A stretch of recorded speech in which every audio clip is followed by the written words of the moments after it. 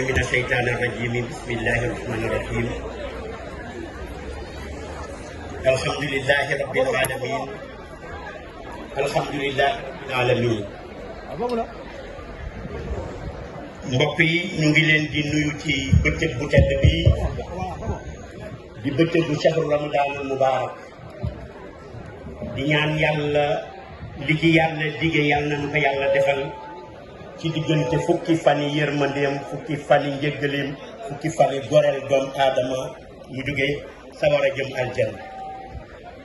ginnaaw loolu yi tamit ñu ngi am contentement bu baax ñun ñëpp ñaanal ko yàlla lii mu tàmbali nii du tàmbali am na yeneen yu fi jaaroon lu mel ni hôpital Kounoune ak yeneen ak yeneen ak yeneen ak daaru ci bëgg fekk te insha allahu ginnaaw mais bon des femmes bii bu taaru bu jekk bii insha allahu yeneen a ngi ñëw kon monsieur le maire yàlla na inauguration yi bëri yàlla na fa tabarakallahu réalisation yi sotti ñu ngi lay ñaanalit fa tabarakallahu manday ci barke shahru ramadanul mubarak ku ne bëgg na la ci commune bi ku ne bëgg na la ci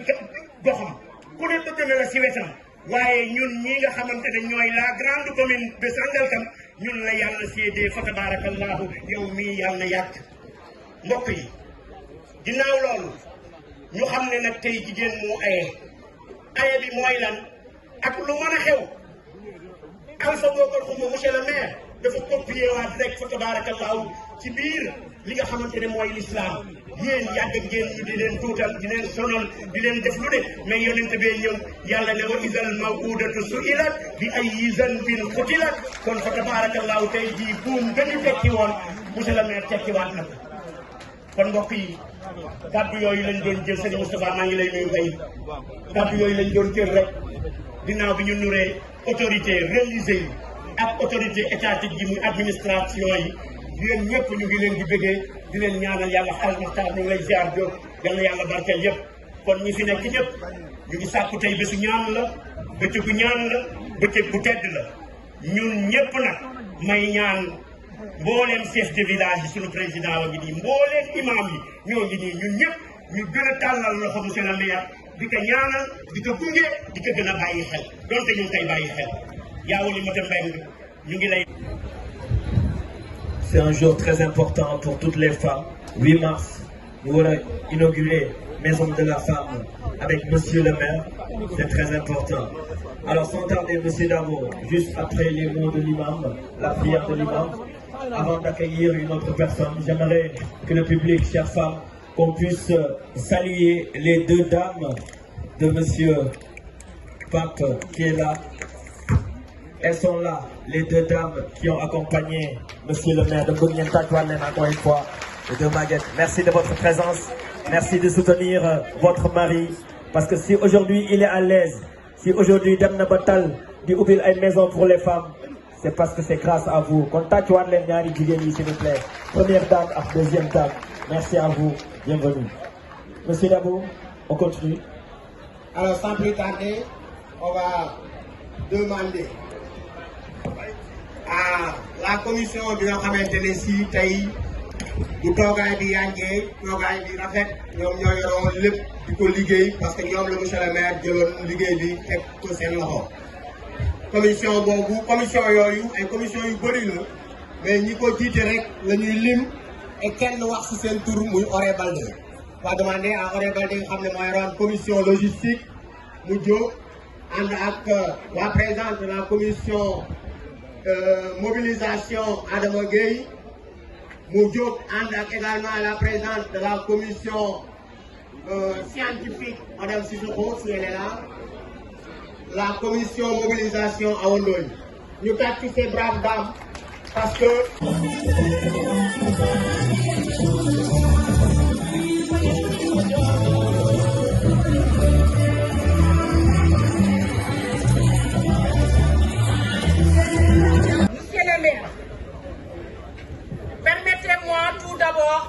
de vous exprimer toute notre gratitude pour votre leadership et votre détermination à faire de ce rêve une réalité. Votre engagement en faveur de l'autonomisation des femmes et du développement social de notre commune est un exemple à suivre. Cette maison de la femme est bien plus qu'un bâtiment. C'est un symbole d'espoir, de solidarité et de progrès pour toutes les femmes de la commune. Madame la ministre, Madame la directrice, votre présence aujourd'hui témoigne de votre soutien indéfectible aux initiatives qui visent à renforcer le rôle des femmes dans notre société. Votre marrainage de cet événement est un honneur pour nous tous et une source de motivation supplémentaire pour poursuivre nos efforts en faveur de l'égalité des genres et de l'épanouissement des femmes. La Maison de la Femme que nous inaugurons aujourd'hui sera un espace dédié à l'écoute, à la formation, à l'accompagnement et à l'épanouissement des femmes de notre commune. Elle sera un lieu où les femmes pourront se rencontrer, échanger, apprendre et se former pour devenir des actrices incontournables du développement économique, social et culturel de Sangalkam. Nous y tiendrons des ateliers de formation, des séances de sensibilisation, des activités génératrices de revenus et bien d'autres initiatives qui vont permettre aux femmes de prendre leur destin en main. Cette maison sera également un espace de dialogue et de plaidoyer pour les droits des femmes, afin que leur voix soit entendue et prise en compte dans toutes les décisions qui concernent notre communauté. Chers habitants de Sangalkam, cette réalisation est la vôtre. Elle est le fruit d'une collaboration entre les autorités locales, les organisations de la société civile et surtout les femmes et les hommes de notre commune qui croient à un avenir meilleur. Ensemble, nous avons montré que lorsque nous unissons nos forces, nous pouvons réaliser de grandes choses. En ce 8 mars, Journée internationale des droits des femmes, nous célébrons non seulement l'inauguration de cette maison, mais aussi les valeurs qu'elle incarne. L'égalité, la justice et la solidarité.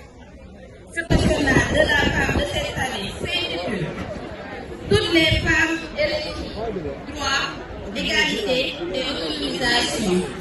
À Sangalkam, les femmes et les filles ont choisi comme sous-thème les violences faites aux femmes et aux filles. Les violences basées sur le genre constituent un fléau qui affecte des millions de femmes et de filles chaque année. Le Sénégal ne fait pas exception à ces réalités. En effet, les femmes et les filles sénégalaises sont confrontées à diverses formes de violence, telles que les mutilations génitales féminines, les mariages d'enfants, les violences sexuelles, le harcèlement et la discrimination. La PVG ou violence sexiste est définie comme la violence dirigée contre une personne en raison de son sexe biologique ou de son identité de genre. Elle est enracinée dans les inégalités structurelles entre les sexes, le patriarcat et les déséquilibres du pouvoir. Les différentes formes de VVG sont les violences physiques, les violences sexuelles, les violences psychologiques ou émotionnelles, les violences économiques et d'autres pratiques néfastes comme l'excision. The different forms of VVG are physical violences, sexual violences,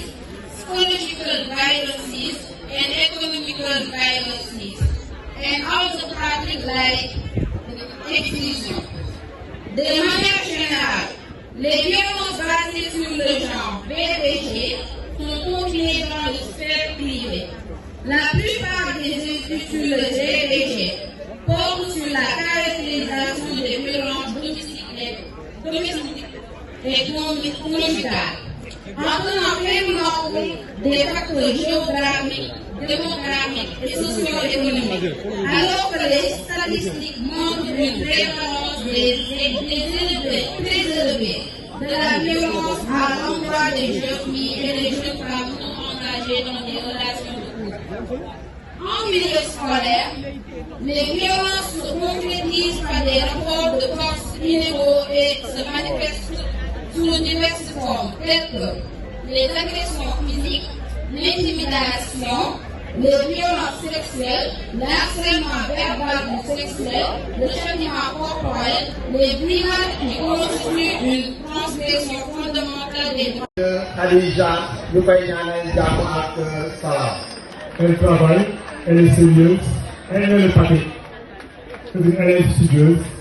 qui a des moyens qui prisent 14 et 15 chaque année. Je rappelle que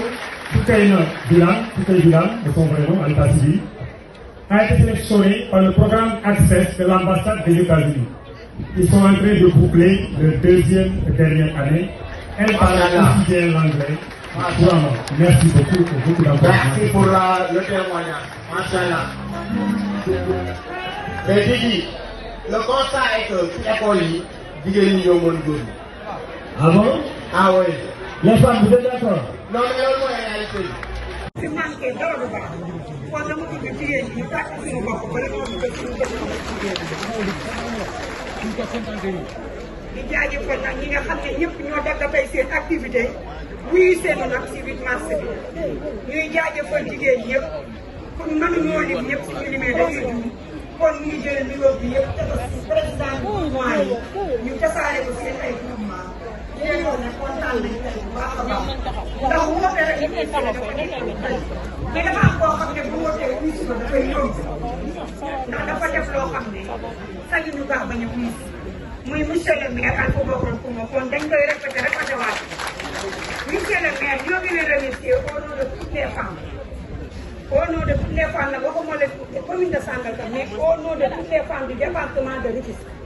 parce que c'est une première nga def bi offert douze boo xam ne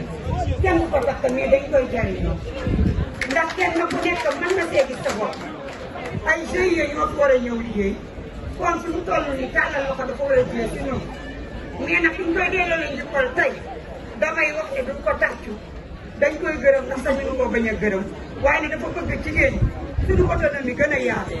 kenn ku ne xam ne am na si biir maison bi fu ñuy defee formation am na fu ñuy jaayee li ñuy def kon kenn ku ne na jàpp ne jamono bi fu toll nii toog jeex na fi buñ doon mënoon wàllu yaan ba feneen sax dañ koy yomb ndax monsieur le maire defal nañu loo xam ne dama wax ne département de Rufisque 11 communes la mais dama wax ne c'est une première au niveau du département kon jaaraama Alpha Bokar monsieur le maire jaaraama ma koy wax si turu jigéen ñëpp nag ndax mënoon nga kaa defee neneen mbaa nga woo ñu jox ñu ay financement ñu koy téesal mais dama nu jox ay financement jox ñu fu ñuy defee financement yi kon nag jigéen ñi damaa bëgg ngeen yokk kàddu seen bopp tur ne li monsieur le maire wax def dootu du ma ne dootu fi am mais dootu fi yomb ndax li mu fi def du ma wax ne dootu fi am mais yomb ko dootul amati kon monsieur le maire ñoo ngi lay remercier waat au nom de tous les femmes du commune de Sangalkam di la wax ne wàccoo nga ak ñun noo la desal mais damay wax ne jaajëf nag buñ koy wax du xëy maa tax mais ngontam a tax te jaajëf ji du ngontam tey mais dang nu def lebal loo xam ne ëllëg buñ la koy rendre dang nu jële si kaa kon dañ war a yegg si te du ay wax moo koy def mais ay jëf lay àndal kon ñu wax ne jigéen ñi à partir de 8 mars 2025 tey nelaw jeex na ñaan jeex na taxawaalu jeex na mais kenn ku nekk na gëm boppam ndax mais defal nañu loo xam ne ku gëm sa bopp di nga yegg fa nga jëm ku fi gëm sa bopp ku ne di nga yegg foo jëm te dootoo mérite sa benn boroomu jigéen ndax li mun defar bisu bu riche la bisu bu cher bu am maana kon nag remerciement bi du ñëpp mais damay wax ne la remerciement moo ñu delloo la njukkal joo xam ne du fay ba ilal abat ndax lebal nga loo loo xam ne ni du jeex ba ilal abat ndax loo xam ne lu mu samp la duma ko yóbbu kenn moomu ko ñëpp ko jariñoo te lu ñëpp bokk na ko la balay wax ne lu ñëpp bokk lu ne ku ne kon kenn ku ne ne jàpp ne lii bisu la boo xam ne ku ne Sangalkam peut-être nun la ko def waaye Alpha Bokar Coumba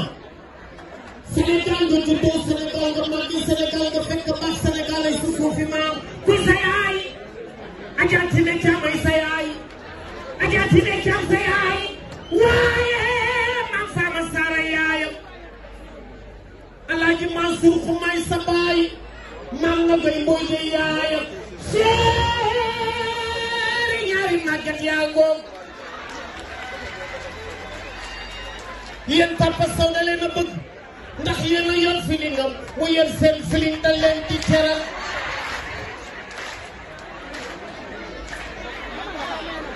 waaye sa doomu ndooy Baye Moussa Ndoye yooyu sa baay te ngeen nga juddoo te ngeen nga màgget te ngeen nga fekk baax te ngeen jëy sa suufi maam sele ma yaay Kece Sarr sele ma yaay Kati Sarr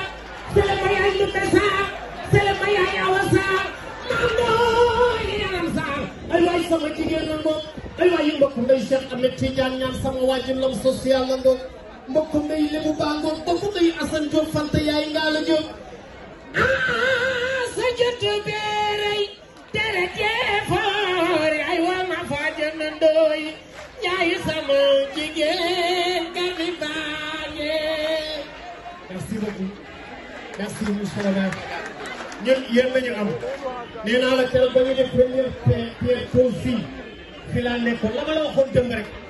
man lu ma dégg ci yow damay ñëw lu ma dégg ci yow damay ñëw yaa xam li nga bëgg yàlla la ko yàlla defal ci barke Seydina Mohamed di ñaanal nag sama ñaari jigéen ñi sama ñaari soxna yi ndax dañ awa dala jig ñaareel dala jig yàlla mi am seen pay yàlla leen yàlla fay ci barke Seydina Mohamed. jërëjëf Ouzin. doo wax doo waxuma de doo wax doo waxuma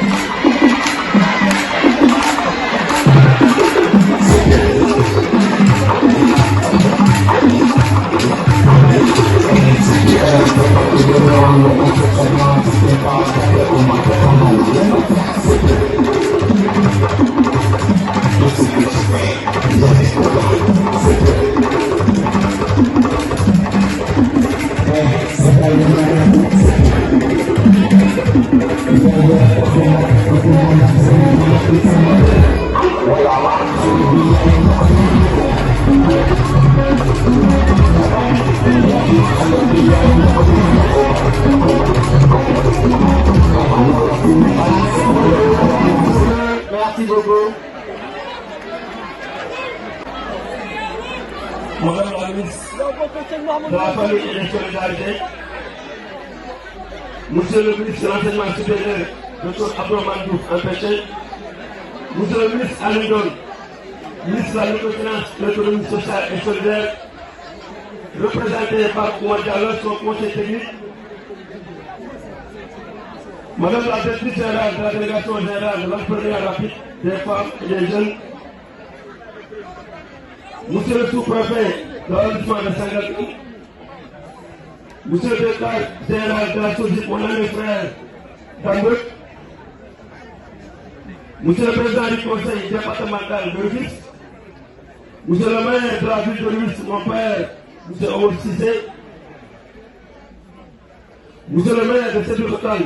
représenté ici par une forte délégation, monsieur le maire du département de Rufisque, honorable député du département de Rufisque, monsieur le maire des Parcelles Assainies, mon grand frère et ami, monsieur Jamil Sané, madame la directrice de CERAF de Babylone, monsieur le président du conseil d'administration de SAPRI, monsieur Assel Diop, mon ami frère, monsieur le commandant de la brigade de gendarmerie de Sangalkam, madame, monsieur les membres du bureau municipal, madame, monsieur les conseillers municipaux, madame, monsieur les membres du cadre local de concertation, monsieur le chef de village ici présent, les délégués de quartier et chefs coutumiers de la commune de Sangalkam, distingués invités à Orantique de la déqualité, vous me permettrez à l'encontre de vos propos de saluer avec la plus grande solennité les 20 femmes de la commune de Sangalkam qui ont participé activement à l'organisation de cette importante cérémonie consacrée à la journée internationale des droits de la femme. En effet, depuis plusieurs semaines, pour la réussite de l'événement, elles se sont mobilisées dans les différentes commissions pour préparer cette journée du 8 mars qui se distingue par son caractère particulier d'inauguration de la maison de la femme de Sangalkam. Nous avons choisi de rompre avec des journées marquées par les festivités pour nous engager avec les femmes de la commune de Sangalkam dans la voie du développement véritable. Mesdames et messieurs, il me plaît de rappeler le thème de la journée internationale des droits des femmes qui porte cette année sur les femmes, droits, équité et autonomisation au cœur de la vision sénégale de 2050. Les femmes s'engagent et mobilisent les communautés. Au Sénégal, dans le domaine de l'inclusion économique et sociale des femmes, des progrès ont été réalisés selon Mme la ministre Maïmouna Dièye à l'ouverture de la Semaine nationale de la femme, qui, à cette occasion, a insisté sur l'autonomisation économique des femmes comme levier incontournable pour bâtir une économie compétitive et inclusive. L'inauguration de la maison de la femme entre en parfaite dans ce processus d'autonomisation des femmes visant à leur faire acquérir l'influence et les chances égales de se réaliser à travers des... di leen baalax ci weeru koor bi nga xamante ne tey weeru ngëneel la weeru sell la weeru partage la weer la woo xamante ne dafay tax su bëree bëri mooy ñaan rek kenn ku nekk ci nga dendal sa gauche moo xam sa droite nga jox ko loxo ñu ngeen xoolante ngeen baalu ak loolu laay gisee.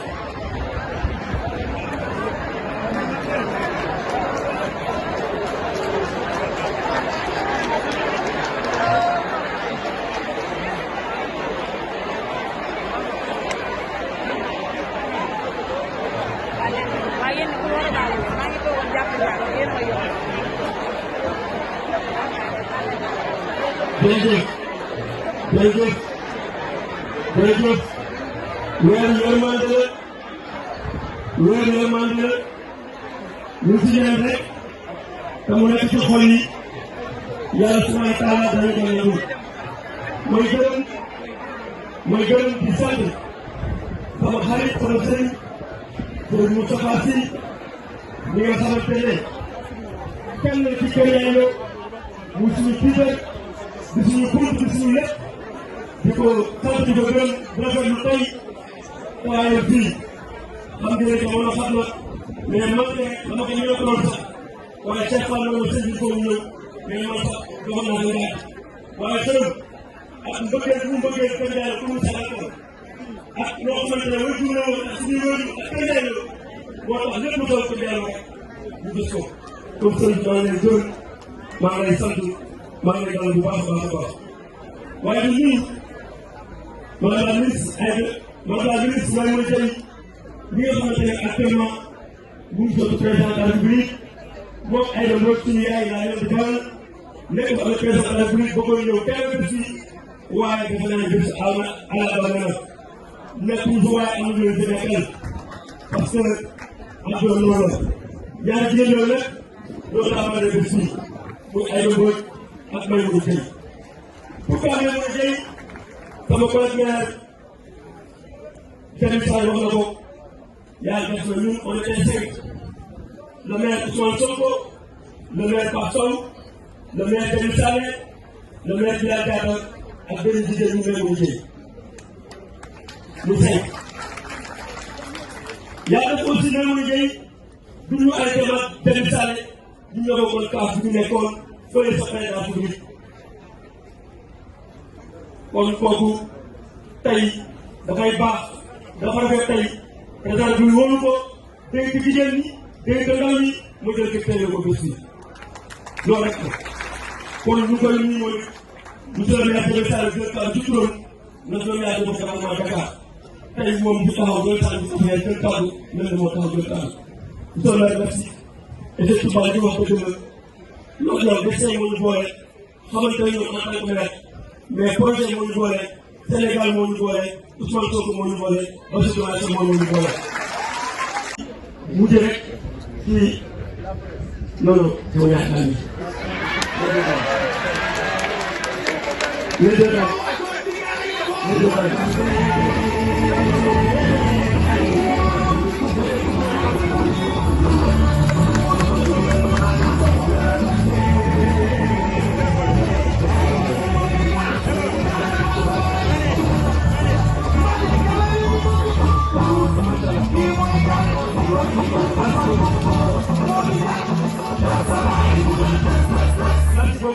Merci beaucoup.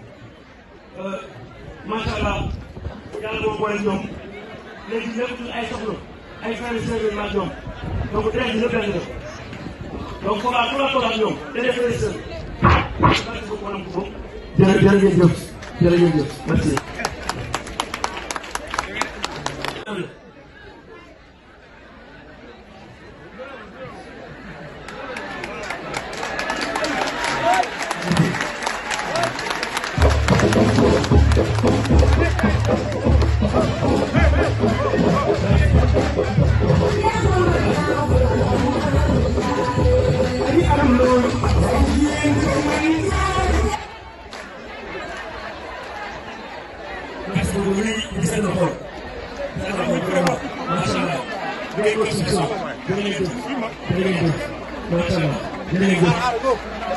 mais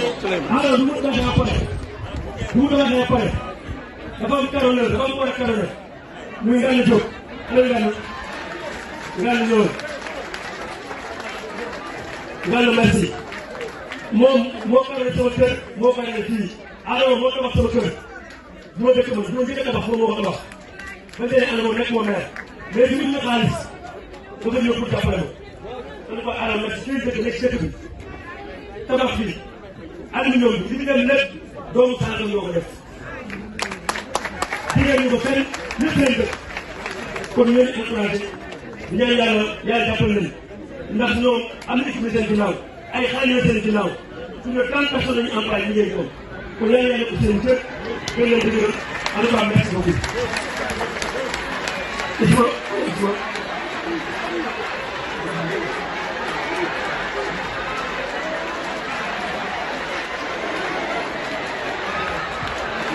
waaye di baax merci merci maa ngi baax